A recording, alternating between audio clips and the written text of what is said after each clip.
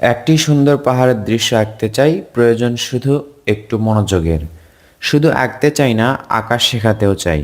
দেখুন কিভাবে আঁকবেন এবং শিখবেন। এভাবে একটি ত্রিভুজের মতো করে দাগ আঁকবেন। এরপর দেখুন এখান থেকে এই দাগটা ডাবল করে দিবেন, এদিকে সোজা করে দিবেন এবং এটা এই তো এটার সাথে লেগে দিতে হবে। একটি ঘরের চালা হলো, এরপর একটা ছোট্ট দাগ, এই পাশে আরো ছোট দাগ, এরপর এই পাশে আরো ছোট। এরপর কি হবে, এখানে এটার সাথে লাগবে এবং এটার সাথে সুন্দর একটি ঘর আঁকা হলো। ঘরে দরজা এবং জানালা আঁকবো আমরা। প্রথমে জানালা আঁকছি, এরপর আমরা দরজা আঁকবো। দেখুন সুন্দর একটি দৃশ্য আঁকা হবে। সোনামণিদেরকে এরকম দৃশ্যগুলো আঁকা শেখাবেন। কিভাবে শেখাবেন, শুধুমাত্র ভিডিওটি তাদেরকে দেখালেই তারা আঁকতে আগ্রহী হবে এবং শিখতেও পারবে। এর পাশে একটি গাছ আঁকবো আমরা। দেখুন ভি লেটার আঁকলাম। ভি লেটার আঁকার পর এইদিকে একটা দাগ টানলাম, এই পাশে আরেকটা দাগ টানলাম, নিচের দিকে একটু ভাঁজ করে দিলাম এবং এখানে দেখুন এই তো শিকড় আঁকলাম। শিকড় আঁকার পর আমরা এইভাবে ঘুরে ঘুরে পাতা আঁকবো। এই গাছ এবং ঘরগুলো আমরা পাহাড়ের ওপরে নিয়ে যাব। কিভাবে, দেখুন এখান থেকে একটু উঁচু পাহাড় হবে, পুরোপুরি না। এখান থেকে এভাবে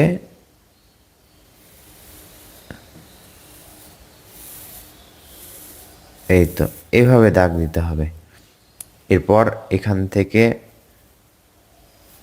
এটা লেগে দিতে হবে, এটা লেগে দিতে হবে এবং এটা। তাহলে এই জায়গাটা উঁচু হয়ে গেল। পুরোপুরি পাহাড় না, তবে উঁচু জায়গায় এই বাড়িটি আছে। এখন দেখুন এখান থেকে, ঠিক এখান থেকে সোজা করে একটা দাগ দিতে হবে। দাগটা কিন্তু সোজা হতে হবে। তো বন্ধুরা দেখুন, এখন আমরা কি করব, এই পাশে গাছপালা আঁকবো। দূরে দেখা যাচ্ছে সুন্দর গাছপালা। এখন এখান থেকে দেখুন একটু একটা পাহাড় আঁকা হলো, এরপর আরেকটা বড় পাহাড় আঁকলাম। দুইটা পাহাড়ের মাঝে দেখা যাচ্ছে সুন্দর একটি সূর্য। সূর্যতে আলোক রশ্মি দিব এইভাবে। এই তো এইভাবে উপর দিকে ছেড়ে দিব এবং পেন্সিলটা দেখুন ঘুরে ঘুরে নেওয়ার চেষ্টা করছি। এই তো ভিউটা কিন্তু দারুণ লাগছে দেখতে। এই নদীতে আমরা যদি একটি নৌকা আঁকতে পারি তাহলে আরো দারুণ হবে। এভাবে নৌকার একটা শেপ করতে হবে। এখান থেকে দেখুন ভাঁজ করে এটার সাথে লেগে যাবে। এত দূর পর্যন্ত আসার পর এখানে দেখুন উল্টা ইউ আকৃতির একটা শেপ আঁকতে হবে, এটার সাথে লেগে দিব। এখন সোজা করে আবার ভাঁজ করে দিব। এই তো এটার সাথে এটা সোজা ক্রস হয়ে লেগে যাবে। এটা ডাবল হবে, এটাও ডাবল হবে। এর মাঝে দেখুন একেবারে কালো হয়ে যাবে। এইভাবে হালকা দাগ দিতে পারেন, হালকা দাগ দিয়ে এইভাবেও ক্রস করতে পারেন। নিচের অংশে কি করতে হবে, এইভাবে ঢেউ ঢেউ দিতে হবে। ঢেউ ঢেউ করে আমরা পানির শেপটা আঁকলাম। এখন কি করতে হবে, এই নৌকাটা পালতোলা নৌকা হবে। এতে এখান থেকে দেখুন একটা ভাঁজ করে দাগ দিব, আবার দেখুন উপর দিকে একটা দাগ তুলে দিব ভাঁজ করে, এই পাশেও আরেকটা দাগ তুলে দিলাম। এটা কি করলাম, এইভাবে ভাঁজ করে দিলাম এবং সোজা একটা দাগ এটার সাথে লেগে দিলাম। এই দাগটা আবার ডাবল করে দিব। এখান থেকে একটা দেখুন দড়ি মতো করে এটার সাথে লেগে থাকবে, এটার সাথে এটা এবং এটার সাথে হালকা করে একটা দাগ থাকবে। এই তো এই যে এই দাগটা দেখতে পাচ্ছি, এটা রাবার দিয়ে আমরা মেশাবো। অনেকেই জিজ্ঞেস করতে পারেন এই যে আমি রাবারটা ব্যবহার করছি এটা কি রাবার, এটা হচ্ছে ইলেকট্রিক রাবার। অনলাইনে অর্ডার করেছিলাম। এভাবে দেখুন, টিপ দিলেই এটা ঘোরে। এই দৃশ্যকে বলা যায় পাহাড় এবং নদীর দৃশ্য।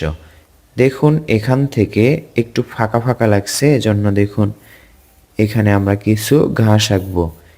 এই ঘাসটা সহজভাবে আমরা আঁকতে পারি এবং সহজেই দেখুন এই ফাঁকা জায়গাটা পূরণ হয়ে গেল। এবং দেখতেও কিন্তু সুন্দর করতে হবে, শুধু পূরণ করলে হবে না। আমরা এখানে ফুলের গাছ আঁকতে পারি। ঘাস আঁকার পর এখানেই দেখুন 3টি ফুল আঁকছি। কঠিন করা যাবে না দৃশ্যগুলো, আমরা কিন্তু এটাই সহজ করে আঁকছি যাতে করে আঁকাটা সহজ থাকে, কঠিনের দিকে যেন না যায়।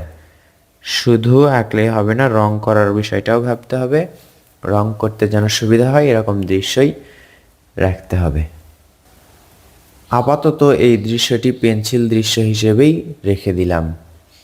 সুন্দর এই দৃশ্যটি আপনি নিজে আঁকুন এবং অন্যকেও শেখান। আপনি যদি আপনার সোনামণিদেরকে বা বাচ্চাদেরকে শেখাতে চান, তাহলে এই ভিডিওটি তাদেরকে দেখান। তারা দেখে আগ্রহী হবে। আশা করছি তারাও ভিডিওটি দেখে নিজে নিজেই আঁকতে পারবে। এই দৃশ্যটি আঁকার পর সোনামণিদেরকে নিজে থেকেই রং করতে দেওয়া উচিত। এতে করে তাদের মেধার বিকাশ ঘটবে, পরিবেশ বুঝে তারা রং করবে। কেমন লাগলো এই দৃশ্য আঁকাটি কমেন্ট করবেন। ভালো লাগলে লাইক, কমেন্ট, শেয়ার করতে ভুলবেন না। এরকম আরও নতুন নতুন ড্রয়িংয়ের ভিডিও পেতে আমাদের সাথে থাকবেন। ধন্যবাদ সবাইকে। আসসালামু আলাইকুম।